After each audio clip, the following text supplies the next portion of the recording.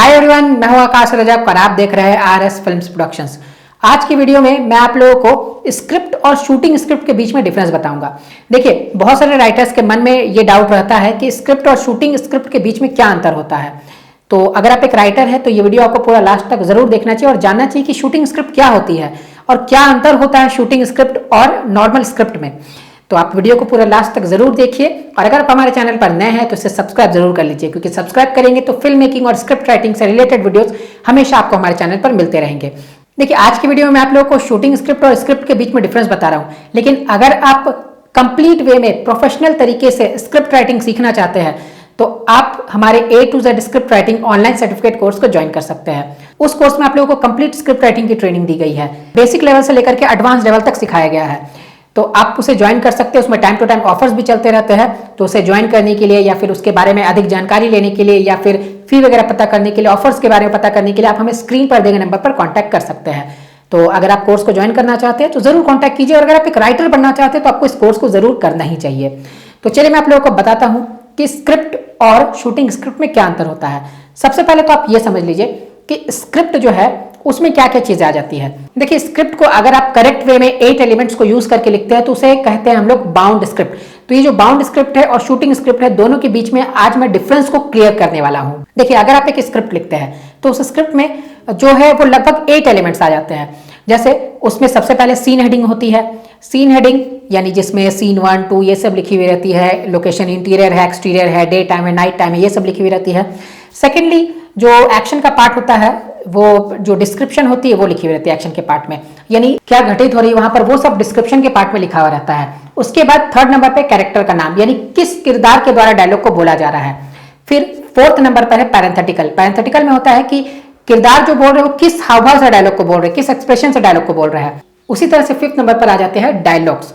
Character ने क्या बोला वो उसमें आ जाते हैं डायलॉग्स के अंतर्गत। उसके बाद 6 नंबर पर है screen play extensions. Screen play extensions में OS, OC, VO ये सब आ जाते हैं, यानी of screen, of camera, voice over ये सब आ जाते हैं।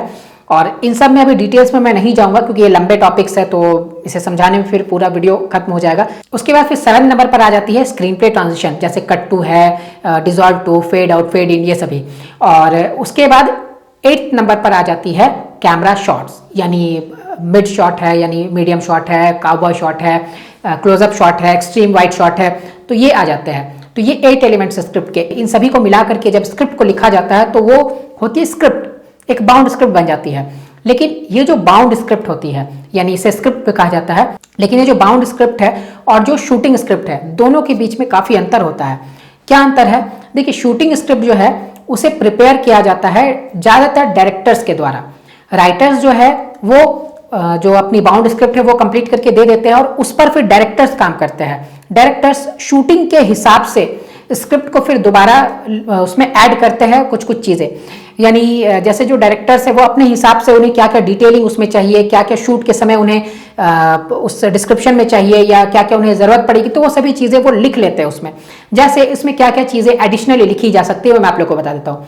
देखिए, कैमरा एंगल्स उसमें लिखे जा सकते हैं, कैमरा मूवमेंट्स उसमें लिखे जा सकते हैं, और आप चाहे अगर आप डायरेक्टर है तो आप चाहे तो उसमें ड्रेसअप्स को भी लिख सकते हैं, और उसमें ऑर्नामेंट्स है तो ऑर्नामेंट्स भी वहां पर लिखे जा सकते हैं।